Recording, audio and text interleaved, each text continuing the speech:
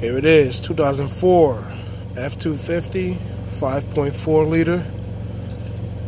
Starter was clicking. Turn the key, click, click. No contact, solenoid engages but doesn't spin. Relay tested good, fuse tested good.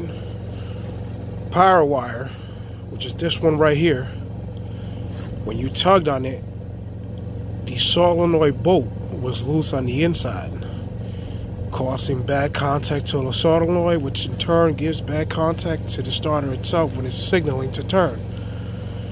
Replaced it, solved the issue.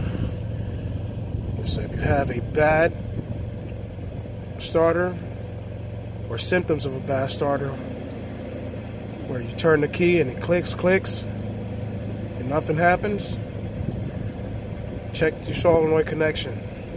Your post may be loose, having bad contact. Replace the starter and you're good to go. Have a great day, guys.